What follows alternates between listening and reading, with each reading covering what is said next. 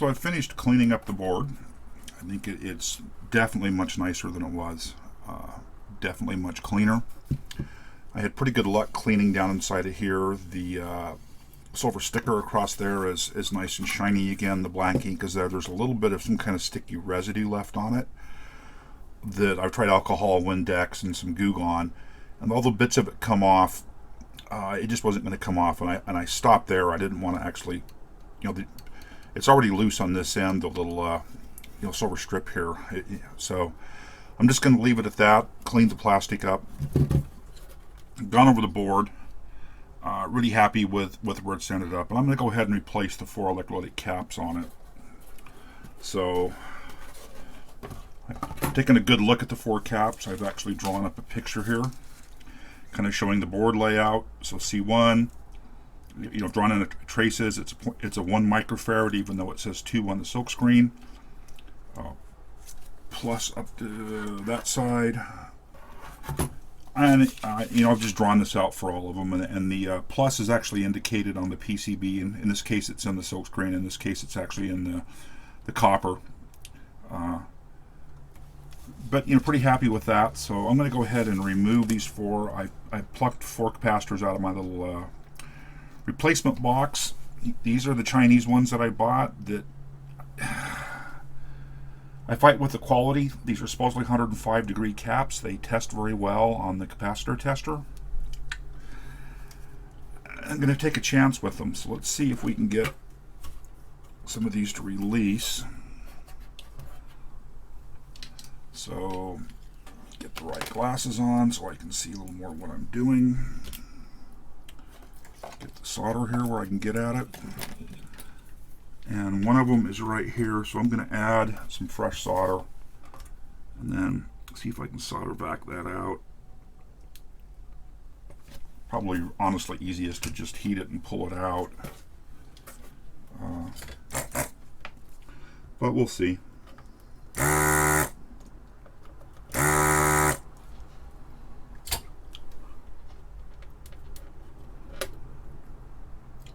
He's out, and that is should be the 1 microfarad 50 volt, and my replacement is a 1 microfarad 50 volt, so we're at least 1 for 1 there.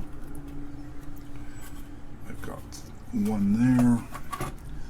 So again, add a bit of fresh solder too. I've got 1 here.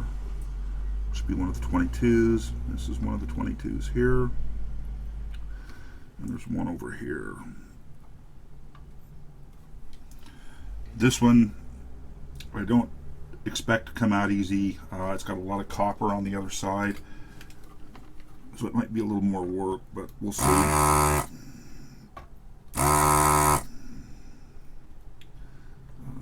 other one was right here.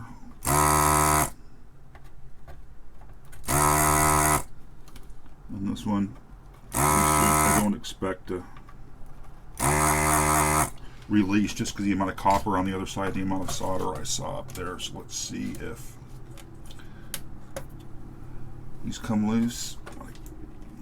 The new ones obviously have longer leads, but again, he's got a lot of solder on this side of the board, so I'm just going to go ahead and heat with the pencil and pull him up out of there like so. This one's got a lot of solder on this side of the board, so I'm going to do the same thing. Flow the solder from this side and just walk him up out of there. And then we should be able to clean the holes up here.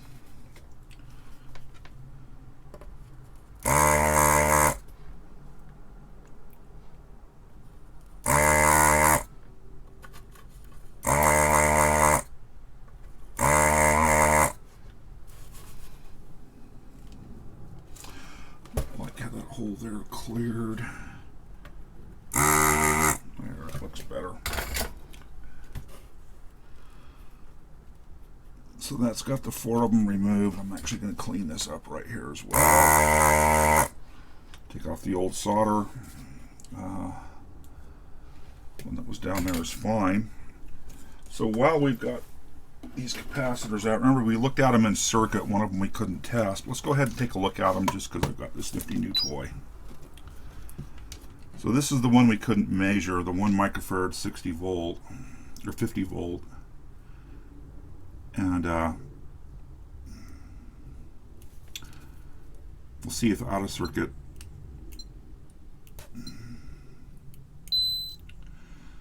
So 1 microfarad, 1.9 ohm. Let's take a look at the replacement. Remember here that lower resistance is better. 4.8 ohm.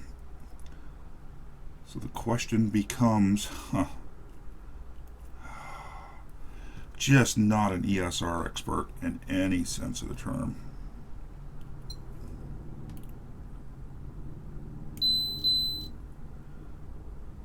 So that capacitor actually is testing as leaky. All the leads may have been touching together there. Let me try again. There it is, 22 microfarad, 0.78 ohms, the leads it touched in the previous test.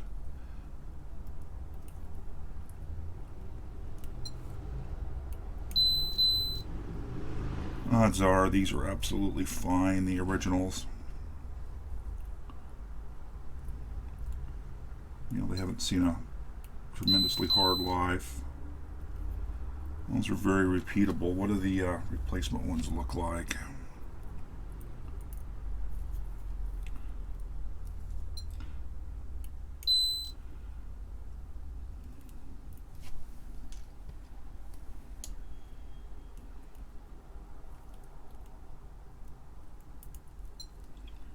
Should be 22, 1.07.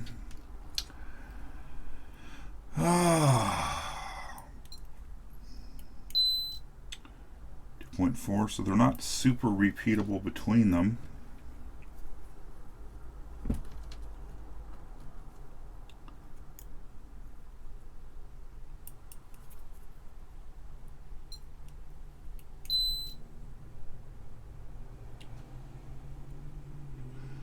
Measures 1 at 4.4 ohms.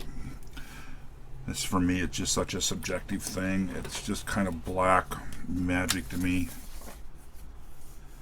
22, I picked up 25 volt, you know, or I'm going to replace the 22s. They were 16 volt. I'm going to actually put in 25 volt. Just throw some additional margin. You know, the 1 microfarad.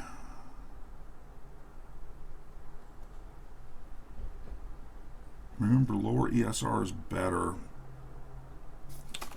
So these old ones actually test better than the new ones. Now, I will keep the old ones, as I always do, just in case.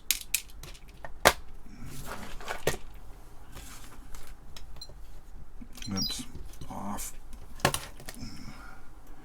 Go ahead and put the new ones in, even though part of my gut tells me it's a mistake. So this is the, should be the 1 microfarad, 50 volt. It's labeled minus 40 to plus 105, which, do I believe? I've got, yep.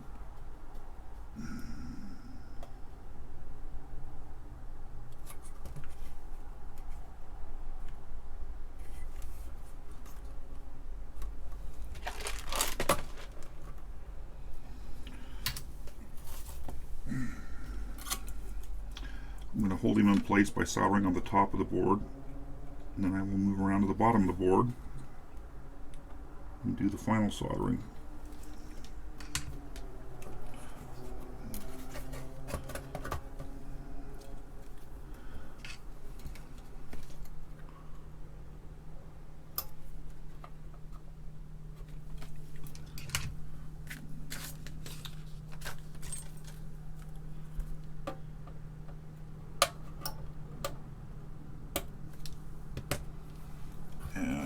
Follow the same process with the 3 over here.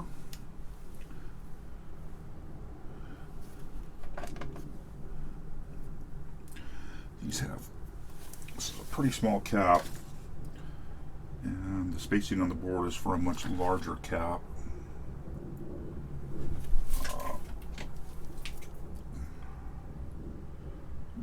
actually bend the leads a bit to get the wider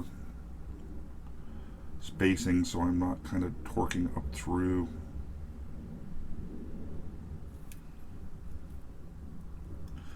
The body of the cap. You have one there. Trying to not really put pressure up on the lead seal, or at least as little as possible. You have one here.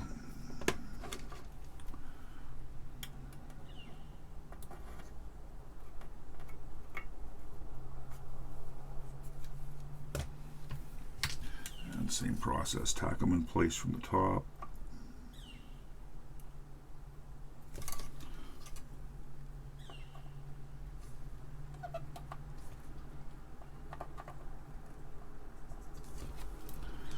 And we have the one there.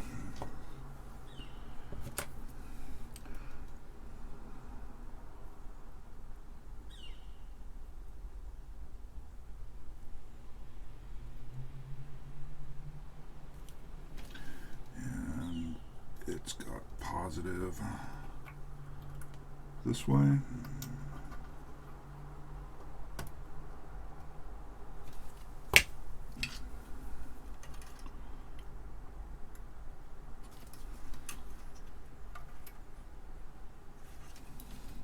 One final look. Negative to negative, negative to negative, negative to negative. Solder these on this side, trim the leads.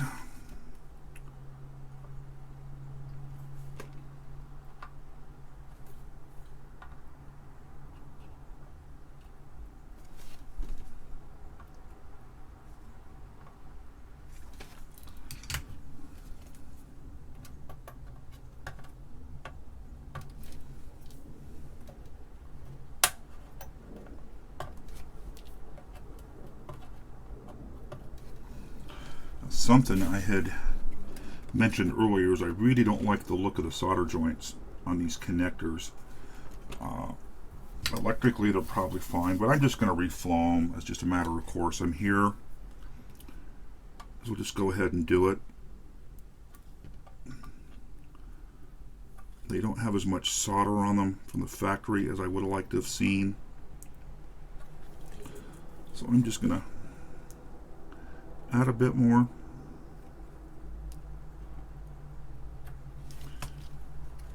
Just to help a little bit mechanically, I've got one over here. And the solder on this one looks really lousy, so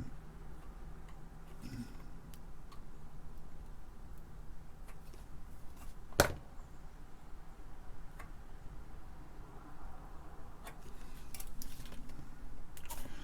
think it was just the 3 connectors if I remember right.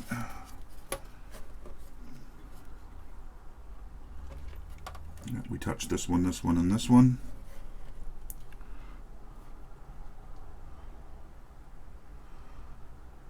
So really, I'm pretty happy with that. I think we have definitely made progress here. The board is much nicer to handle. A little bit of cotton bud caught there. Much nicer to handle. Doesn't leave my hands feeling gritty. It's much cleaner than it was. Much easier to read the part numbers. We haven't knocked any of the original markings off with the alcohol. They're still there, which is nice.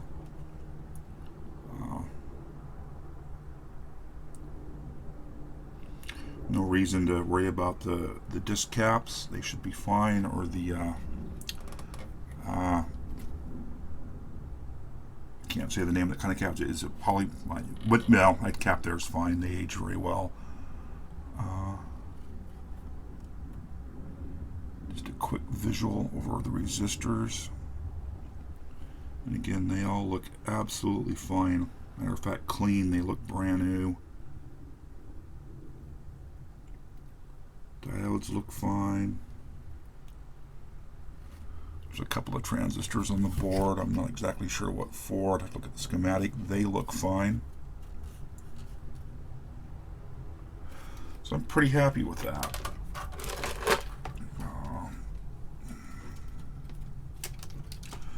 One thing I can do while I'm here, see if it'll clean up, is just see if I can get a little bit of the flux residue I left behind off.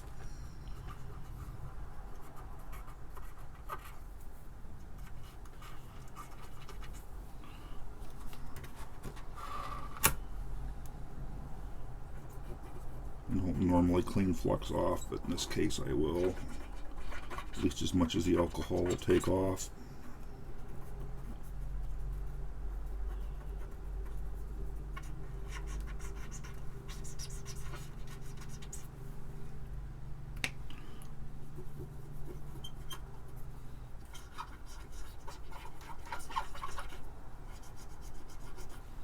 Just because I can.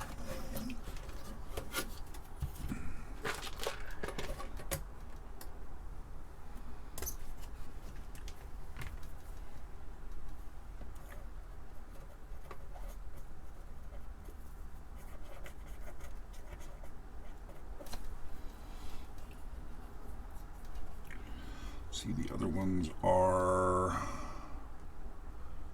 where? Oh, there they are.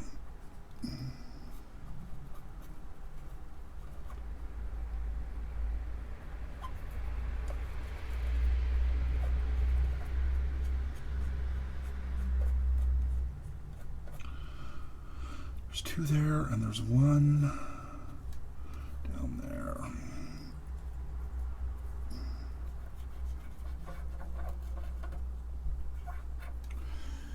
And since we're here, we'll get around the reflow I did on the connectors. We're here, I might as well make it look a little bit nicer. We've got one of the connectors over here.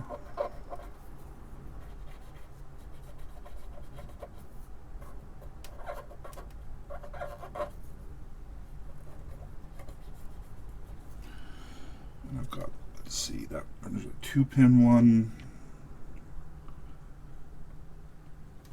for the speaker hiding here.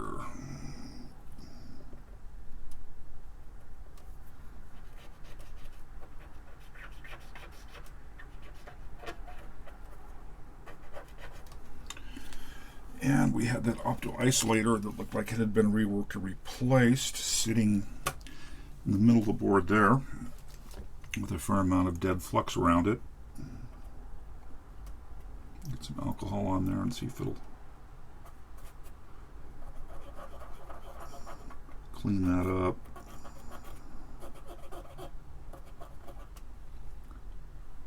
Again, this isn't critical beyond, I might as well do it while I'm here.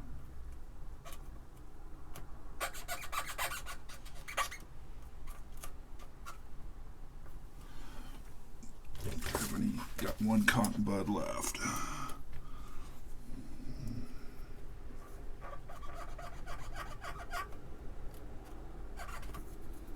It just looks a tiny bit nicer.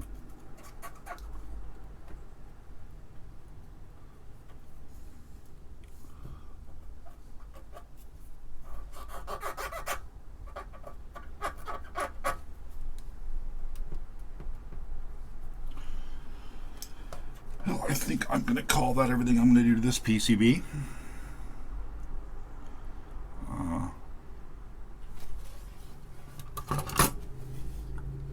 Oops, just spilled a little bit of alcohol. Other thing I wanted to do while we're here is pull off some chip numbers and go look up what these are. So we have an EA 8332, A 238,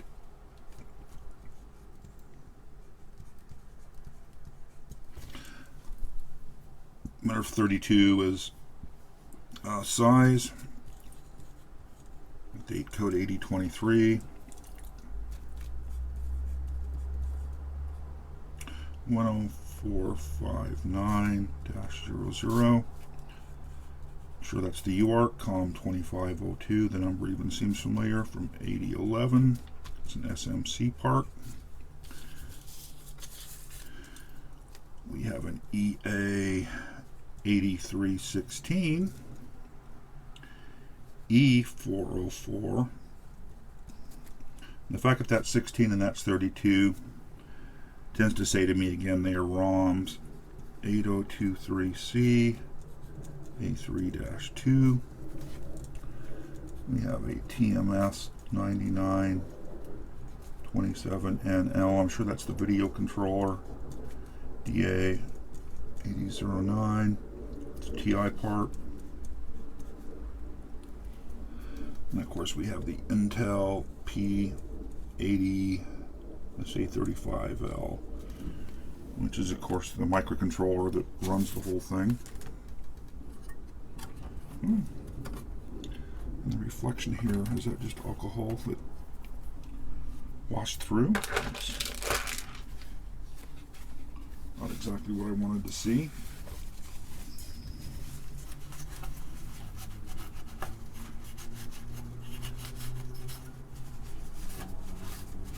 Is it actually flux that has ran?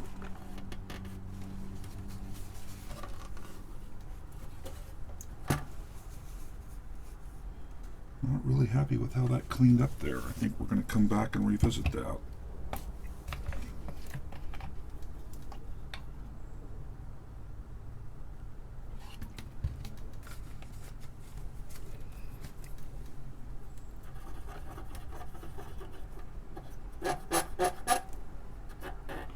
Almost looks like flux has kind of flown thinly everywhere there. It kind of left the board looking kind of nasty.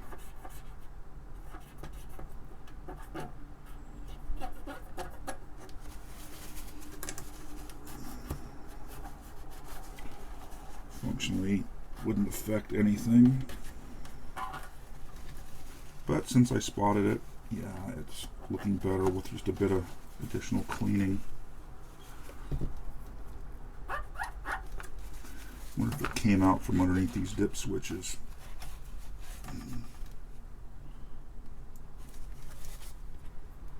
Definitely clean a little something off.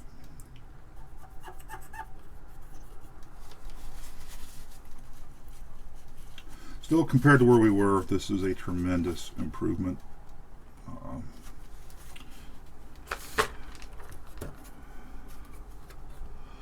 Needle board. You know, it's all TTL logic except for the socketed parts, and I think the two optos here. A little bit of analog to it. I'm sure this transistor is part of the speaker driver. This transistor over here is probably part of video, since the video is picked up here.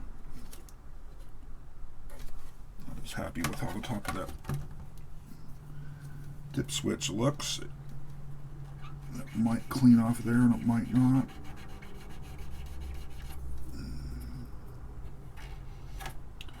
Again, I could nitpick here all day.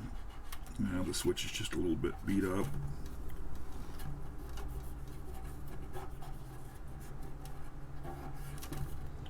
Kind of got that same marking around all the dip switches, which makes me think there was a little flux maybe caught up under them.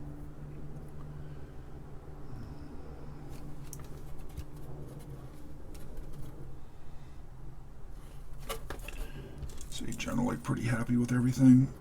A little bit of cotton trapped there. If I can get it to come loose.